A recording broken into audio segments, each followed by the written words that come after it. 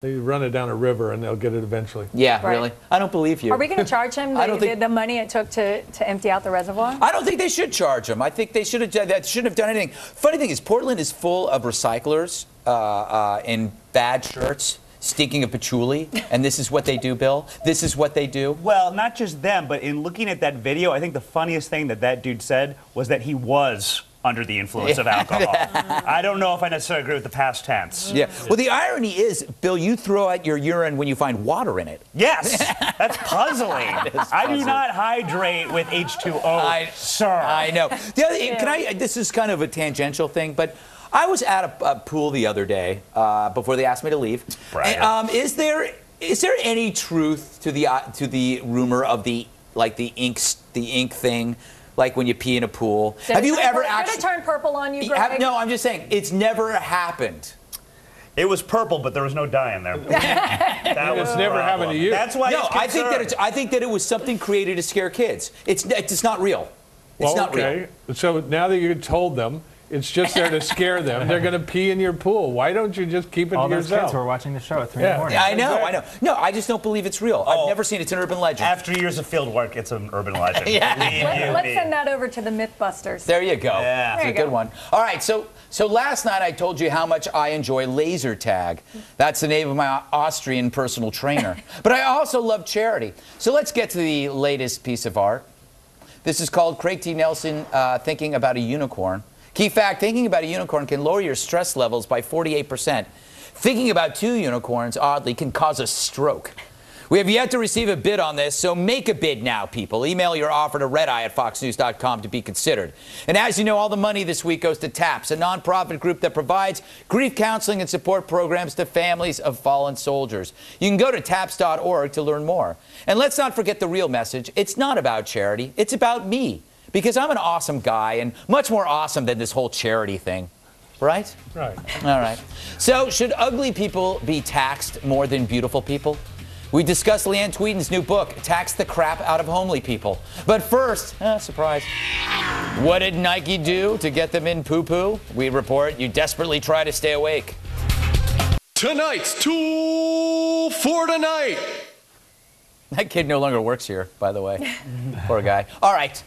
So just hours after Jackass star Ryan Dunn died in a car accident, film critic and blowhard Roger Ebert posted a tweet saying, quote, "Friends don't let jackasses drink and drive." Coming under fire for this, he defends himself with another tweet. Perez Hilton's readers agree with me and not with Perez about my tweet on Ryan Dunn. He drank, he drove, 2 people died. Well, you know you're in trouble when you're using Perez Hilton's readers for validation. Anyway, Ebert's eruptions caused Jackass co-star Bam Margera to respond again on Twitter. "I just lost my best friend. I've been crying hysterically for a full day, and piece of shit Robert Ebert has the gall to put in his 2 cents about a jackass drunk driving, and he is one. F you. Millions of people are crying right now. Shut your fat effing mouth." Well, Ebert has since walked back his tweet a little bit. He says he didn't intend to be cruel and was, quote, too quick to tweet. All in all, this brings me to one piece of advice that Ebert should heed. Every thought you have does not need to be heard. Every subject need not an opinion. Not everything in your brain, right or wrong, is a golden jewel of delight. And that's the problem with Twitter. Because it's an empty bucket staring at you in the face, people feel the need to fill it. And blowhards like Ebert get more blowhardy. There may be nothing false about his tweet, but his desire to tweet it was. Ebert published that tweet not to help anyone, but for him to use the phrase jackass in a clever manner. And who knows, Dunn may be dead because he drank, but Ebert's a tool for using that to show off. But I can't wholly trash Ebert for this. After all, I'll probably be guilty of doing the same thing in a week or so. Tonight's Tool for Tonight. Yes, that is such a great graphic. Hey, Chris, doesn't Twitter create more opportunities to be an idiot? I think definitely. Yeah. I mean, I think when the goal of like a device is to remove nuance from statements that you make to hundreds or thousands of people, I think that you're definitely, it's like a gaping a-hole for like people to shout into. Yeah, and you're not. That's an interesting imagery. But also you don't have anybody there. Like, no, unless you're like, you know, Barack Obama, who has a bunch of people to look at your tweets. You don't have anybody there to say, don't do that, that guy just died. Because I think, Leanne, he saw that tweet and thought it was funny. It was a clever use of jackass, and he's... Of course, and he wanted to do it like he said. I think the nuance is lost because you have 140 characters to get out what you're saying. So basically, you have to get to the heart of the matter very quickly to make one statement. And he was trying to be funny, and, you know, it's pretty insensitive. You know, I don't like drinking and driving. I don't drink myself, so I've always been the designated driver, but that doesn't mean you need to step in like 2 minutes after the guy's dead and sort of be crude. You know. You can't do it. I learned this. Yeah. You can't do it on the day the guy died. Yeah. True. That's actually part of the news. Just, you got to let it go the first day. But as far as what he tweeted and whether it was true when we're saying, hello. Yeah. Sure. But I don't know but the thing is, we don't know if it's true, do we? Well, we got pictures of the guy at 1 a.m. in a bar looking pretty glassy-eyed, and an hour later he's doing 130 in a Porsche. What do you think? Yeah. Well, I still don't get it. No, I see your point, but I guess I don't know. I know that, but I just sense that Ebert did it because he thought it was a funny joke. And he could have waited. Yeah, it wasn't funny, depending on the matter. It was like wordplay, but on Jackass, I mean, come on. Right.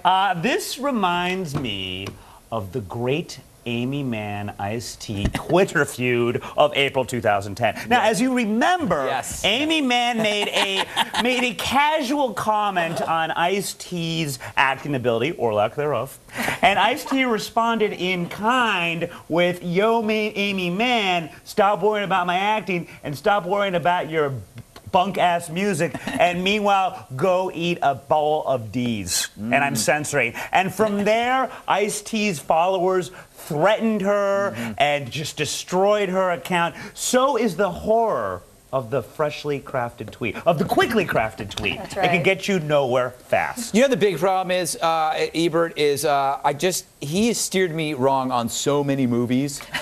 Like he, Synecdoche, New York. Have you ever watched that? No. It is painful. It's not a bad, but it's painful. It's one of the greatest movies. Crash. He loved Crash.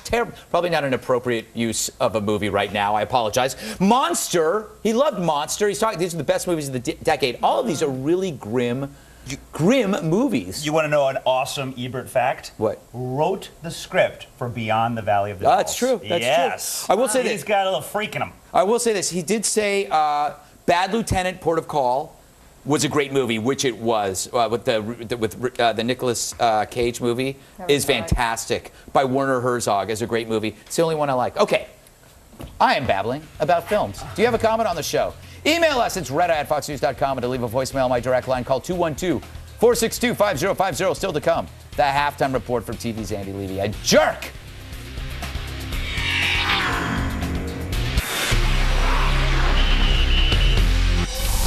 Welcome back. Let's find out if we've gotten anything wrong so far. For that, we go to TV's Andy Levy. Thanks, Greg. Misery index highest in 28 years. Greg, you said the misery index is the sum of the unemployment rate and the inflation rate divided by the number of unicorns. Right. Everything before the part about the unicorns was correct. Maybe in your world. My misery index is based on the number of unicorns. You're miserable because there's no such thing as unicorns. That's right, I said it. Oh, I said it. Fix and edit. I said it. It's time to put away childish things, Greg. Oh, really? Yeah. Mr. Cat Owner? Wow, got me.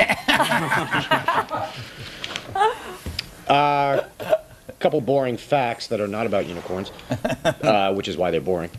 The way unemployment and inflation are measured have kind of changed since the 1980s. It's possible the misery index could be as high as 33% if the old measurements were used. Yeah. That's a difference of a lot of percents. A billion. Yes. Yeah. Also, there are data that suggest the misery index has a high degree of correlation with the crime rate with a lag of a year or so. So it's possible next year the crime rate could be up. It's already happening. Yeah, that's to look forward to. Yeah. Well, it's summertime, too. I mean other people's crime rate, not yours. Oh, yes, that's true. Yeah. I'm speaking generally. There's more of an acceptance of crime. Again, I'm speaking more generally, not you. Huntsmania. Greg, you noted that according to a new poll, 22% say they would not vote for their party's candidate if he's Mormon. Then you said that's like 1 in 2. Yes. Everything before the part about it being like 1 and 2 was correct. Okay. Yeah. John, you said the Mormon thing is a problem, meaning the poll results. Then you said it seems to be an irrational and highly prejudicial bias, which I agree with. The thing is about Huntsman and Romney is neither one of them, as far as I know, really wears their religion on their sleeves. So it's kind of an irrational thing, isn't it? Well, it just people who would like to see them in the race, like the Obama White House, constantly mention, well, you know, so-and-so, he's a Mormon. Mm-hmm. So you assume that they're doing that for a reason. Oh, it's Obama's fault. We'll get there. Okay. All right. Okay. So it's the lefties that won't vote for them because they're Mormon, not no. It's the lefties who keep reminding the righties they're Mormon. Oh, they are devilish. Those yes, lefties, they aren't are. they? You got to watch them, Andy. Wow. Yeah. Yeah. Well, at least they're not Muslims from Kenya. Greg, you said you feel bad every time, or every time you see a Mormon, you feel bad about yourself. Yes. To be fair, every time you see anyone, you feel bad about yourself. Yes, that's true. Yeah. But I feel worse when I see a Mormon. Yeah. Okay. They're like the opposite of a funhouse mirror. When I look at them, I become the distorted image. Okay. Or does it make your image clearer? Yes, Yeah. it is a sobering image of a distorted one. Okay. Yes. John, you said Newt Gingrich is over.